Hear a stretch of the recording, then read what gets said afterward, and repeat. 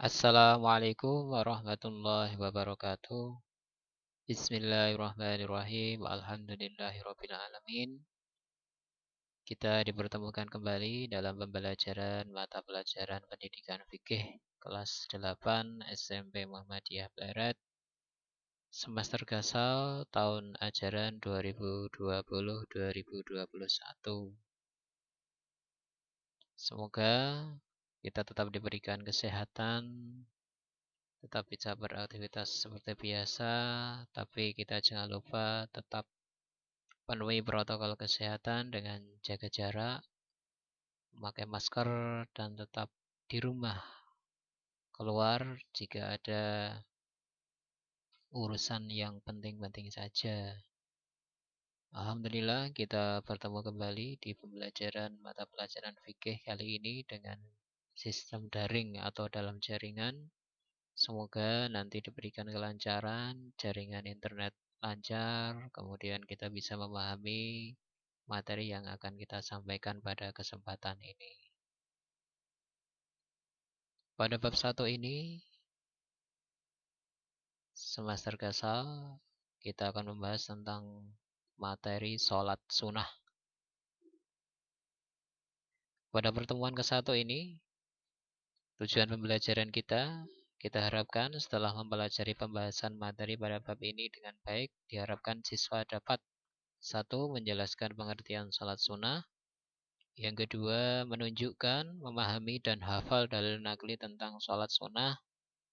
Lalu yang ketiga, memahami macam-macam sholat sunnah. Lalu yang keempat, memahami tata cara melaksanakan sholat sunnah.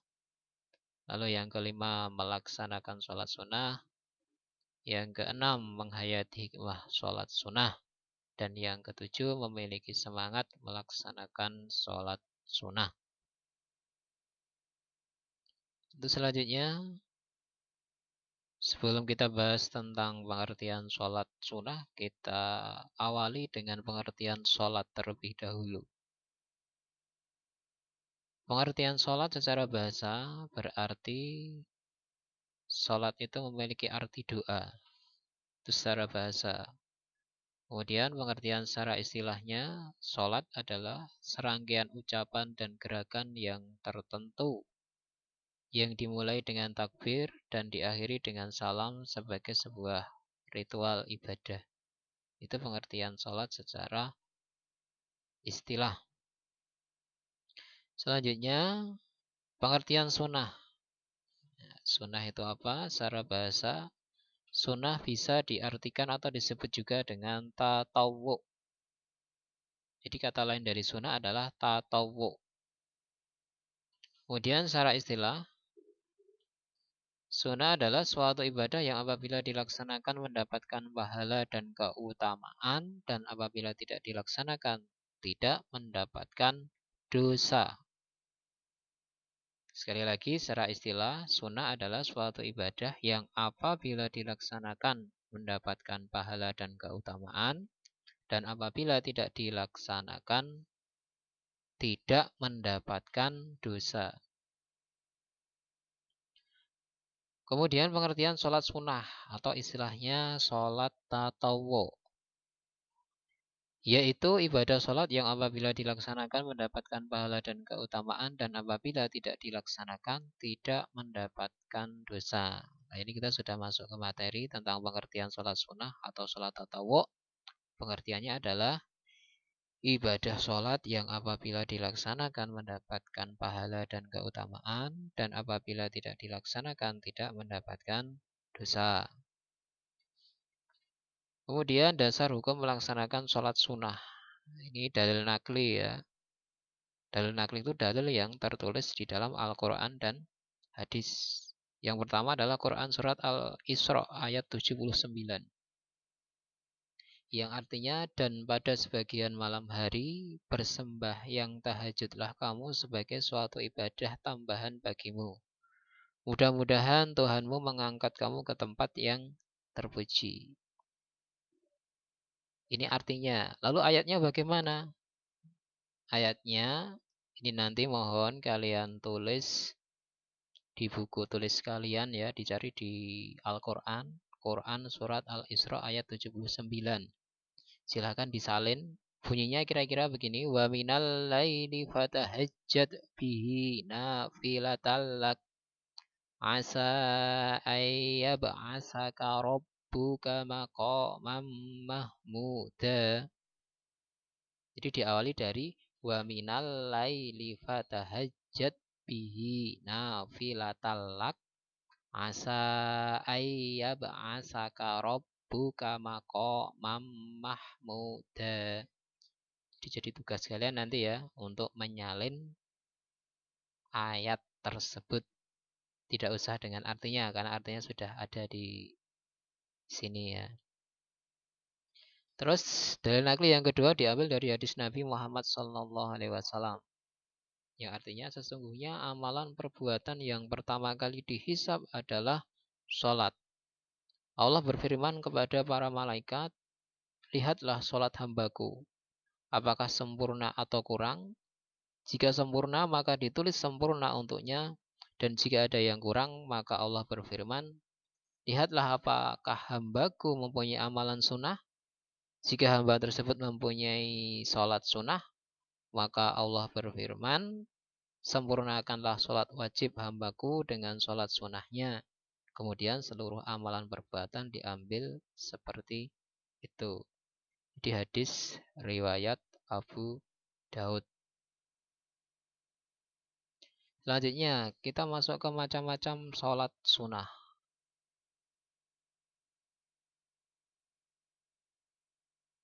Sholat sunnah terbagi ya menjadi beberapa, di antaranya yang pertama adalah sholat sunnah tahiyatul masjid. Secara singkat, sholat sunnah tahiyatul masjid itu adalah sholat yang kita kerjakan ketika kita masuk masjid. Tujuannya sebagai penghormatan terhadap masjid sebagai rumah Allah. Itu gambaran singkatnya. Nanti akan kita bahas secara detail satu persatu ya pada pertemuan berikutnya. Lalu yang kedua adalah sholat sunnah rawatib, yaitu sholat sunnah yang mengiringi sholat fardu. Lalu yang ketiga sholat tahajud atau sholat lail. Lalu yang keempat sholat duha yang sering kita kerjakan ketika pembelajaran normal ya. Kita masuk ke sekolah, biasanya kita melaksanakan sholat duha terlebih dahulu. Lalu selanjutnya sholat istikharah, yaitu sholat untuk meminta petunjuk. Kemudian sholat idain atau sholat 2 hari raya, yaitu sholat hari raya Idul Fitri dan sholat hari raya Idul Adha. Selanjutnya sholat istisqa atau sholat meminta hujan. Pada saat kemarau berkepanjangan tidak turun hujan, maka Nabi Muhammad mensyariatkan ya agar kita melaksanakan sholat yang bernama sholat istisqa atau sholat meminta hujan. Selanjutnya sholat gerhana atau istilahnya itu sholat kusuf dan sholat khusuf. Sholat gerhana bulan dan sholat gerhana matahari. Sebenarnya masih ada macam sholat sunnah yang lainnya, seperti sholat sehabis kita berwudu, kemudian sholat ketika kita mau bepergian. Nah, tapi itu tidak kita bahas pada bab ini atau materi ini. Kita hanya akan fokus membahas sholat tahiyatul masjid, sholat rawatib, sholat tahajud atau sholat lail, kemudian sholat duha, sholat istikharah, sholat idain, sholat istisqa, dan sholat gerhana. Selanjutnya, pembagian sholat menurut cara mengerjakan. Kita bisa melihat tabel berikut ini ya. Di sini ada sholat sunnah dibagi menurut cara mengerjakannya. Dibagi menjadi 3. Yang pertama, sholat sunnah yang dikerjakan secara berjamaah, diantaranya nanti 1. Sholat Idul Fitri dan Idul Adha. Lalu yang kedua, sholat istisqa. Lalu yang ketiga, sholat gerhana atau sholat kusuf dan khusuf. Kemudian Sholat sunnah yang boleh dikerjakan secara berjamaah dan boleh juga dikerjakan secara sendiri-sendiri. Yang pertama adalah sholat tahajud atau sholat lail, atau istilahnya kalau di bulan Ramadan namanya sholat taraweh atau sholat witir.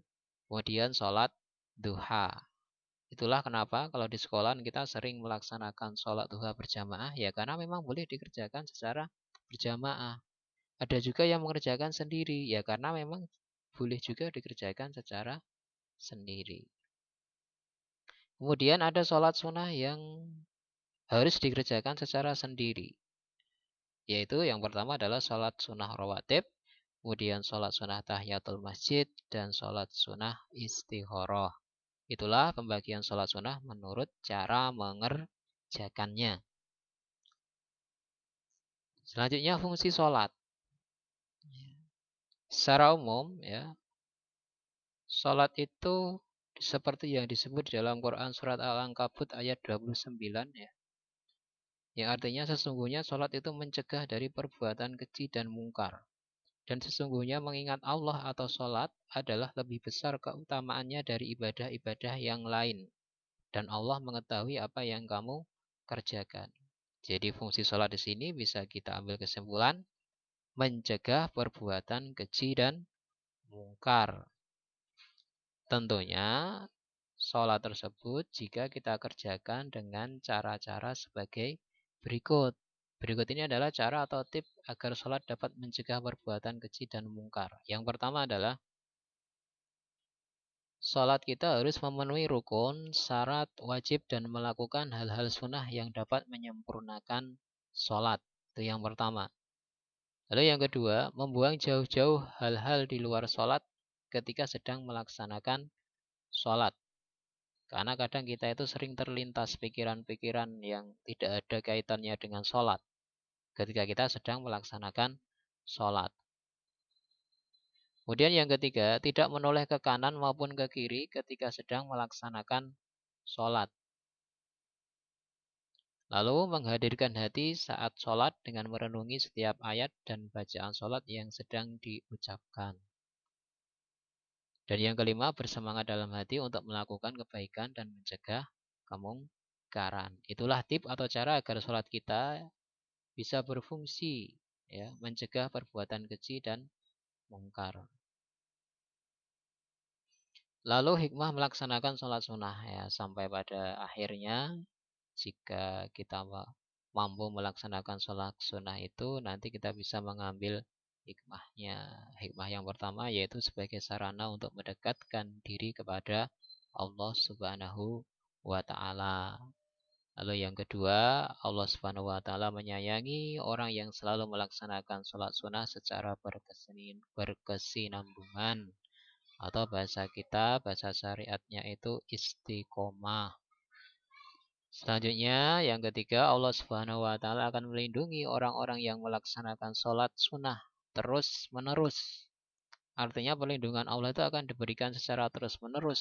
Jika apa? Jika kita bisa istiqomah melaksanakan sholat sunnah. Lalu yang keempat, Allah Subhanahu wa Ta'ala akan mengabulkan doa orang-orang yang senantiasa melaksanakan sholat sunnah. Kiranya sekian pertemuan kali ini. Sampai bertemu di pertemuan berikutnya. Mari kita tutup dengan baca Alhamdulillahirabbil alamin.